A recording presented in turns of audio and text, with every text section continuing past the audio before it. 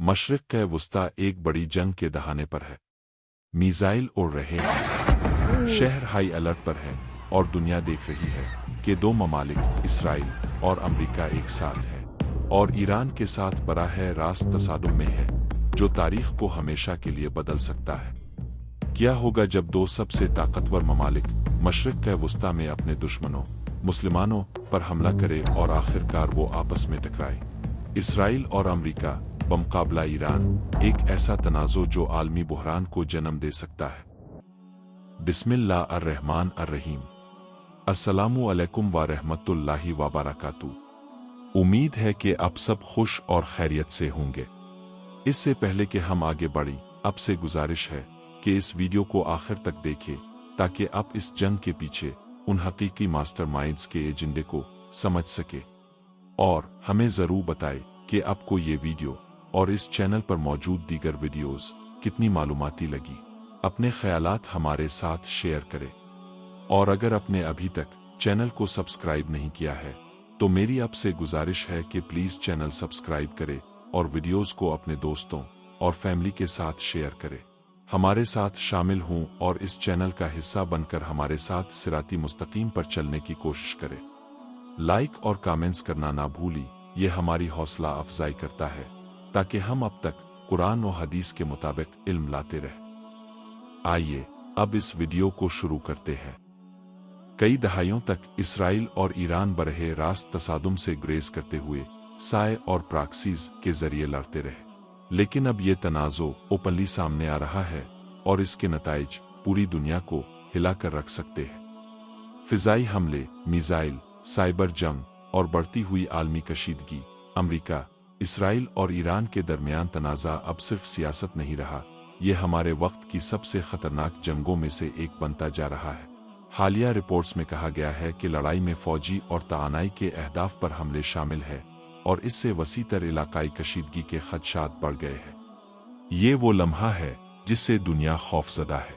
Israel और America बमुकाबला Iran, अगर ये जंग बढ़ती रही तो ये पूरे मशरिक़ वुस्ता और शायद दुनिया को तनाज़ात की तरफ खींच सकती है। इसका आगाज हमले से, फिर मिसाइलों से, फिर जवाबी कार्रवाई। अब इसराइल के अलावा अमेरिका और ईरान के दरमियान तनाज़ा एक मुकम्मल इलाकाई जंग में बढ़ने का खतरा है। इसराइल और अमेरिका बमुकाबला एक वाहिद देश ईरान, दो ताकतवर दुश्मन एक ही देश को तबाह करने के करीब पहुंच रहे हैं। लेकिन ये तनाज़ा कैसे शुरू हुआ और क्या ये आलमी बुहरान को जन्म दे सकता है?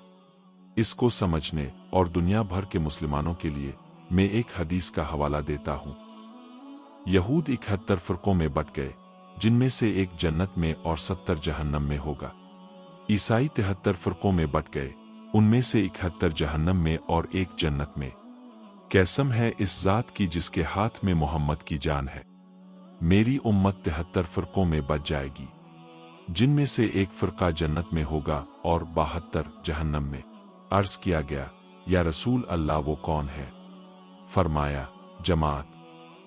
यहाँ जमात से मुराद वो लोग हैं जिन्होंने अल्लाह के रसूलों के साथ तबलीग शुरू की और आज भी वो इसी तरह तबलीग कर रहे हैं जिस तरह अंबिया अलैहिस्सलाम तबलीग करते थे।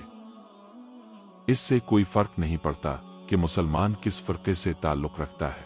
ज़रूरत के वक्त हम तमाम मसालिक के मुसलमान एक हैं और मुसलमानों को अपने इख्तिलाफ़ात को बालाए ताक रखकर हमेशा अपने दुश्मनों के खिलाफ मुत्तहिद रहना चाहिए। यहूद और नसार हमेशा से मुसलमानों के दुश्मन रहे हैं। अल्लाह सुब्हाना व ताला कुरान मजीद की सूरा अल-माइदा आयत नंबर 51 में फरमाते हैं, ए लोगो जो ईमान लाए हो, यहूद और नसार को दोस्त ना बनाओ, वो एक दूसरे के इत्तेहादी हैं और तुम में से जो कोई उनका साथी हो तो यकीनन वो उनमें से है। बेशक अल्लाह जालिम लोगों को हिदायत नहीं देता। सूरत अल-हश्र आयत नंबर 14। मुत्तहिद होकर भी वो तुमसे लड़ने की हिम्मत नहीं करेंगे सिवाय मजबूत कलों के अंदर से या दीवारों के पीछे से। एक दूसरे के लिए उनकी बुग़्ज़ शदीद है। तुम समझते हो कि वो मुत्तहिद हैं, फिर भी उनके दिल मुनक़सम हैं। ये इसलिए कि वो ऐसे लोग हैं जिनमें कोई हकीकी समझ नहीं है। चली मैं इसकी वजाहत इस तरह से करता हूँ। हम मुसलमान एक ऐसा खानदान है जिसमें 73 भाई अपने खानदान के साथ मुख्तलिफ घरों में रहते हैं। अब हर भाई के घर में अपने अपने उसूल हैं। इससे कोई फर्क नहीं पड़ता कि खानदान के अफराद तमाम भाई एक दूसरे के उसूलों से मुत्तफिक हैं या नहीं, लेकिन ये खानदान का अंदरूनी मामला है। खानदान से बाहर किसी को भी खानदान के किसी फर्द के घर में मुदाखलत का हक नहीं है। क्या अब मुत्तफिक नहीं है? अब का क्या ख्याल है जब खानदान से बाहर का कोई फर्द आपके खानदान के फर्द और उनके घर में गुंडागर्दी, कत्ल और लूट मार शुरू कर दे, तो खानदान के दीगर अफराद को क्या करना चाहिए? क्या हमें खानदान के दीगर अफराद बाहर वाले को ऐसा करने की इजाज़त दे दे, या खानदान के सब अफराद दुश्मन के खिलाफ इकट्ठे खड़े हों? क्या हमें मुसलमानों को गुंडागर्दी करने वाले से डरना चाहिए? क्या हम अपने प्यारे नबी हज़रत मोहम्मद सल्लल्लाहु अलैहि वसल्लम की तालीमात को भूल गए हैं, या अल्लाह के रसूल सल्लल्लाहु अलैहि वसल्लम की तालीमात सिर्फ मुताला और आपस में लड़ने की है? क्या मुसलमान जंग खैबर को भूल गए? यहूदियों ने यकीनन ऐसा नहीं किया। ह्यूमन राइट्स वॉच को शवाहिद मिले हैं कि इसराइल ने रवा माह के शुरू में जुनूबी लबनान के रिहायशी इलाकों में सफ़ेद फास्फोरस का इस्तेमाल किया, जो बैन अल-अक़वामी इंसानी कानून की खिलाफ वर्जी है। सफ़ेद फास्फोरस नुमाइश के तमाम रास्तों से इंसानों के लिए नुकसानदेह है। फास्फोरस जलाने से निकलने वाला धुआं, फास्फोरिक एसिड्स और फासफीन की मौजूदगी की वजह से आँखों और सांस की नाली के लिए भी नुकसानदेह है। सफ़ेद फास्फोरस जिस्म में गहरे और शदीद जलने का सबब बन सकता है, यहाँ तक कि हड्डियों में भी दाखिल हो सकता है। यही कुछ इस्लाम के दुश्मन मुसलमानों और मुस्लिम रियासतों के साथ करते रहे हैं और अब भी कर रहे हैं। इराक, लीबिया, यमन, शाम का हश्र अब सब जानते हैं। अब वो ईरान के साथ भी ऐसा ही कर रहे हैं, लेकिन सवाल ये है कि क्यों? रिजीम चेंज का स्लोगन क्यों था? उन्होंने सुप्रीम लीडर को क्यों कत्ल किया? अगला लीडर क्यों काबिल कबूल नहीं?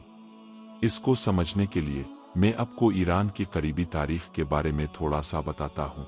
आयतुल्लाह ख़ुमैनी से पहले ईरान पर पहलवी खानदान के शाह मोहम्मद रज़ा पहलवी की बादशाहत थी। मोहम्मद रज़ा पहलवी 1941 से 1979 तक ईरान के आखिरी शाह थे। उन्होंने अपने वालिद रज़ा शाह की जानशीनी की और इस वक्त तक ईरान की शाही रियासत पर हुकूमत की, जब तक कि रुहुल्लाह ख़ुमैनी की क़ियादत में इस्लामी इनकलाब में उनका तख्ता उलट दिया गया, जिसने इस्लामी जमहूरिया ईरान के क़याम के लिए ईरानी बादशाहत को ख़त्म कर दिया। दूसरी जंग अज़ीम के दौरान ईरान पर एंग्लो सोवियत हमले ने रज़ा शाह की दस्तबरदारी और पहलवी की जानशीनी पर मजबूर किया। 1953 में वज़ीर आज़म मोहम्मद मुसद्दिक़ को ईरानी फ़ौज ने माज़ूल कर दिया और रज़ा पहलवी को बरतानवी और अमरीकी सरपरस्ती में बहाल कर दिया गया। मोहम्मद रज़ा पहलवी को 1979 के ईरानी इनकलाब में उनकी आमिराना हुक्मरानी, तेज़ी से मग़रिबियत और बदउनवानी की वजह से माज़ूल कर दिया गया, जो ईरान की शिया शनाख्त से मुतसादिम था। अहम अवामिल में सावाक खुफिया पुलिस का वहशियाना जबर, माशी बदइंतज़ामी और अमरीका पर इसका इन्हिसार शामिल था। Ruhollah Mostafavi Musavi Khomeini ईरानी इनकलाब के मरकज़ी रहनुमा थे, जिन्होंने मोहम्मद रज़ा पहलवी का तख्ता उलटकर ईरान को एक इस्लामी जमहूरिया में तब्दील किया। आयतुल्लाह आला दर्जे के 12वें शिया मजहबी रहनुमाओं के लिए एक लक़ब है। ये 20वीं सदी में बड़े पैमाने पर इस्तेमाल में आया। जो लोग इस उन्वान के हामिल होते हैं वो मर्द और इस्लामी उलूम जैसे फ़िक़्ह और उसूल के माहिर होते हैं। माज़ूल की बुनियादी वजूहात: मुतलक अलनान हुक्मरानी और जबर। शाह ने ताकत को मरकज़ी बनाया, 1906 के आइन को नज़रअंदाज किया और कम्युनिस्टों और इस्लाम पसंदों समेत सियासी इख्तिलाफ करने वालों को दबाने के लिए सावाक खुफिया पुलिस का इस्तेमाल किया। जबरी वेस्टर्नाइजेशन और सेक्युलराइजेशन: वो पॉलिसियाँ जिन्होंने इस्लामी रआयात पर मग़रिबी सकाफ़त को फ़रोग़ दिया, जैसे 1976 में कैलेंडर को हिजरी से इंपीरियल में तब्दील करना, मजहबी क़दामत पसंद और देही आबादियों को अलग कर दिया। अमरीका के साथ इत्तेहाद: बहुत से ईरानियों ने शाह को अमरीका और बरतानिया की कठपुतली के तौर पर देखा, खास तौर पर 1953 की बगावत की वजह से, जो उन्हें दोबारा इक़्तिदार में लाया। इसकी कानूनी हैसियत को नुकसान पहुंचा। इक्तिसादी तफावुत और बदउनवानी। तेल की दौलत के बावजूद तेजी से मॉडर्नाइजेशन बड़े पैमाने पर इफरात ज़र, इक्तिसादी रुकावटों और अदम मुसावात का सबब बनी, जिसके नतीजे में शाही दरबार में बदउनवानी और अशराफिया के इल्ज़ामात लगे। मजहबी मुखालफत का उरूज। शाह ने शिया जमात की ताकत और आयतुल्लाह खुमैनी के असर और रसूख को कम समझा, जिन्होंने हुकूमत के खिलाफ अपोजिशन को मुत्तहिद किया। अथॉरिटी को कमज़ोर करना। कार्टर इंतज़ामिया की तरफ से इंसानी हुकूक पर बढ़ते हुए दबाव और शाह की अपनी गिरती हुई सेहत ने उनकी हुकूमत बड़े पैमाने पर मुजाहरों के सामने कमज़ोर और गैर फैसला कुन दिखाई देने लगी। उन अवामिल के इम्तिजाज ने एक वसी अल-बुनियाद अवामी तहरीक की क़ियादत की, जो शहरी सेकुलर मुजाहिरीन से लेकर क़दामत पसंद बाजार के ताजिरों और मजहबी उलमा तक फैली हुई थी, जिसने बिलाखिर पहलवी ख़ानदान को ज़वाल का शिकार किया। आयत अल्लाह, रू अल्लाह, मुस्तफ़ा वी मुसावी खुमैनी। विलायत फ़क़ी उनका सबसे मशहूर और सबसे ज़्यादा असर अंगेज़ काम था, और इसने इस वक्त हुक्मरानी के बारे में अपने नज़रियात पेश किए। ये कि मुआशरे के क़वानीन सिर्फ खुदा के क़वानीन मतलब शरीयत से बनाए जाए। दीगर क़वानीन गैर ज़रूरी हैं, क्योंकि शरई क़वानीन इंसानी ज़िंदगी के हर मौजू के लिए यानी तमाम इंसानी मामलात का इहाता करते हैं और हिदायत फराहम करते हैं और उसूल कायम करते हैं। चूँकि शरीयत या इस्लामी कानून मुनासिब कानून है, इसलिए सरकारी ओहदों पर फाइज अफराद को शरीयत का गहरा इल्म होना चाहिए। चूँकि इस्लामी फ़ुक़हा या फ़क़ी ने तालीम हासिल की है और शरीयत में सबसे ज़्यादा इल्म रखने वाले हैं, इसलिए रियासत के हुक्मरान को एक ऐसा फ़क़ी होना चाहिए जो इस्लामी कानून और इंसाफ के इल्म में सबसे आगे हो, जिसे मर्जा कहा जाता है, नीज़ ज़हानत और इंतज़ामी सलाहियत का हामिल हो। बादशाहों या अवाम की अक्सरियत के नुमाइंदे होने का दावा करने वाले यानी मुंतखब पार्लियामेंट और मुक़न्नना मतलब हुकूमत का वो बुनियादी सुतून जो क़वानीन बनाता है, उनमें तरामीम करता है या ख़त्म करता है। ऐसी असम्बलियों की हुक्मरानी को इस्लाम ने गलत करार दिया है। उलमा की हुक्मरानी का ये निज़ाम नाइंसाफ़ी, बदउनवानी, गरीबों और कमज़ोरों पर ताकतवर के जुल्म और सितम, इस्लाम और शरीयत की बिदअत और इन्हिराफ को रोकने के लिए ज़रूरी है, और गैर मुस्लिम बैरूनी ताकतों के इस्लाम मुखालिफ असर और रसूख और साजिशों को भी तबाह करने के लिए ज़रूरी है।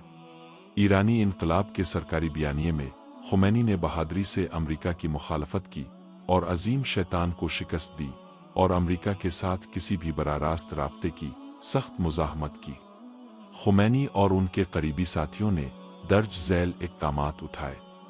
इस्लामी इनकलाबी अदालतों का क़याम, साबका फ़ौजी और पुलिस फ़ोर्स को तब्दील करना, विलायत फ़क़ी के लिए मरकज़ी किरदार के साथ ईरान के आला उलमाए किराम और इस्लामी दानिश्वरों को एक मजहबी आइन लिखने का ज़िम्मेदार बनाना, इस्लामी जमहूरिया पार्टी की तश्कील खुमैनी के मज्जादन के ज़रिए एक थियोक्रेटिक हुकूमत के क़याम और किसी भी सेकुलर अपोजिशन को ख़त्म करने के मकसद से तमाम सेकुलर क़वानीन को इस्लामी क़वानीन से बदलना, इस्लामी और गैर वाबस्ता ममालिक के साथ ताल्लुक़ात।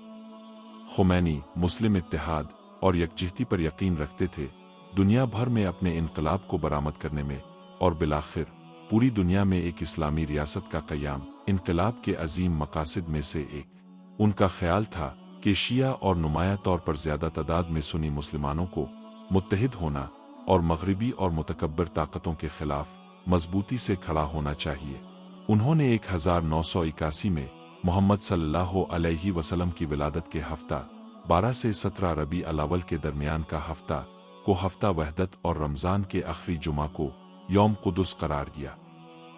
कीमियाई हथियारों के खिलाफ फतवा।